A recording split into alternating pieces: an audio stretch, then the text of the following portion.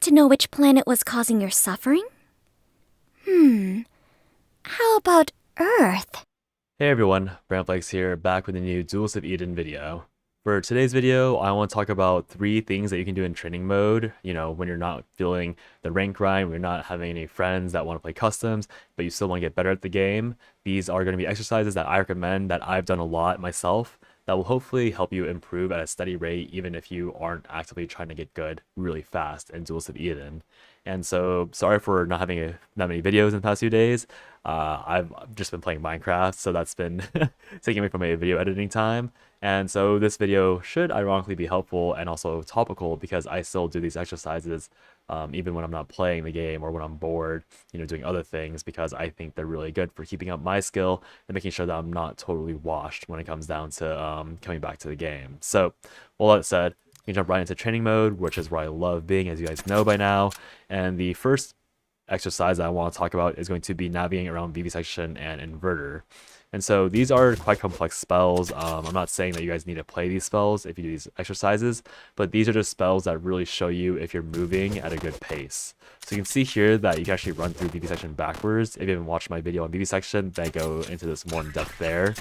But the reason why this is really good to know is because this will tell you if you are kind of putting in the buttons at a really fast pace. So you can see here that with the states on, you can see in the extra, I can turn states off and on. So if the states are on, then you can see when Saffron is locked into the movement state. You can see that I'm not really, there are brief flashes where she goes back to normal, but for the most part, she is highlighted. And full disclosure, you don't need to be constantly moving. It is very often correct to just stand still and wait for your opponent to make a move because there are frames associated with movement and spells. But this is just something that you can be aware of. If you're not sure if you are able to move fast, then you can turn the states on and see if you are moving fast.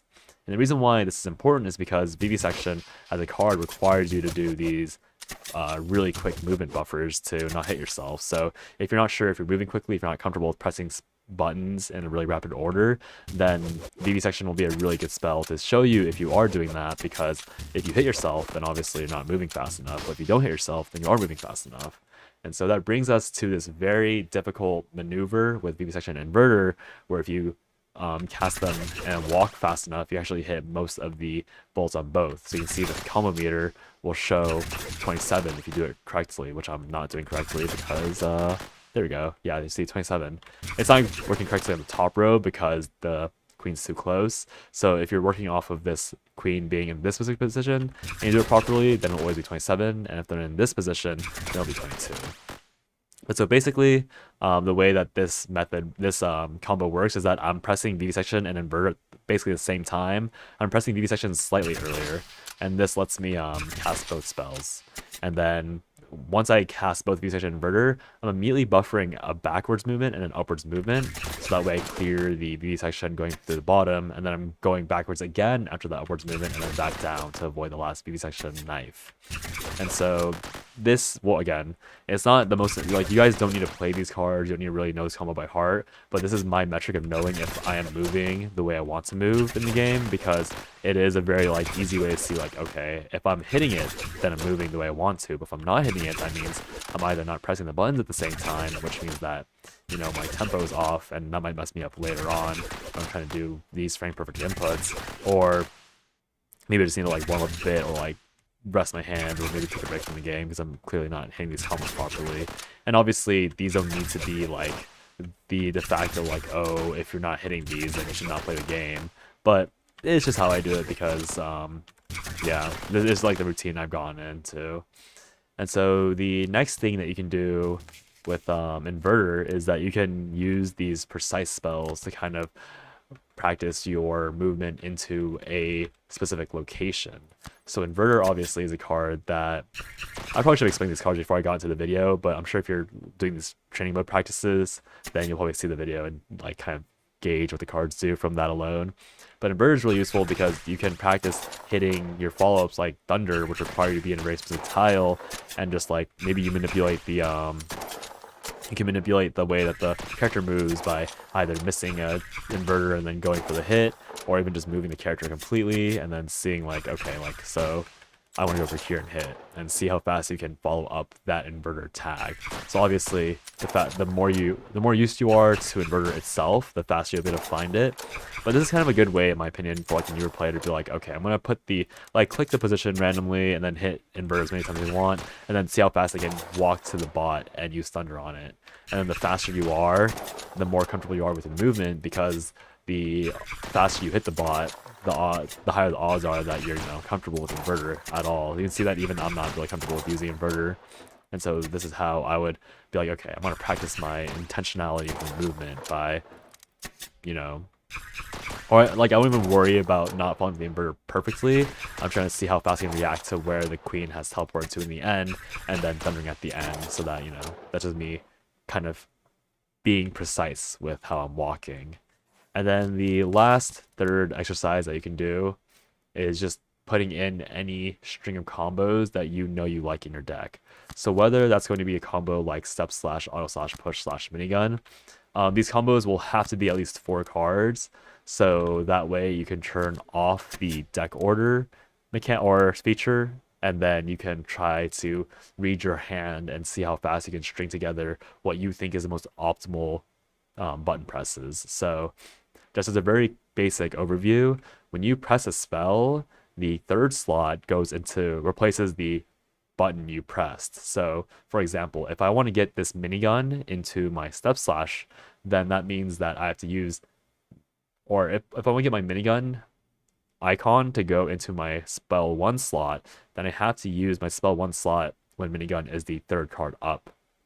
So in order to do that, so it doesn't matter what button I press here, like I can press step slash or auto slash, as long as I press the spell 1 slot second, then minigun will always appear in that first slot, which is much more confusing. Like, this is a really confusing way of wording what I want to say, but basically you want to know how these spells fall into your hand, so that when you're trying to figure out how to do combos quickly and reading your own hand and deck to see what combos you can fit, that way you can actually process it properly. So here I'm thinking, okay, I want to do step slash push slash auto slash minigun, because that's the only way that I can realistically string all of these spells while also doing an off angle. So the reason why it's important to know how these spells fall into the slots is because auto slash is the third spell I want to cast, but it's the 4th spell in my deck.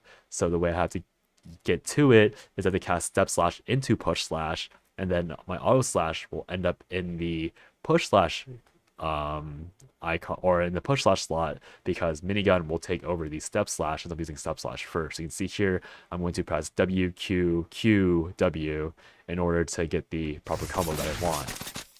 And so obviously I can do this way faster than like saying it out loud. But this is also what I do, like if I'm just trying to practice like my combo reading, my hand reading, and my deck reading speed, I'm going to try and do this. So there obviously I fail, so I have to say, okay, well, why did I fail that? It's because I misgauged where my inputs would fall. So here I'm going to do sub slash auto slash push slash minigun.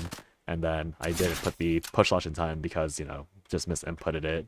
And then here I have an awkward hand because I have auto slash in the step slash. So knowing how auto slash into step slash work, I never want to use step slash in this combo. So I'm going to avoid using step slash by using auto slash and remembering that step slash is in the first spell slot. So I'm going to just hit the other buttons instead. And that way I can avoid accidentally running to the end of the column or edge of the map and getting punched by my opponent.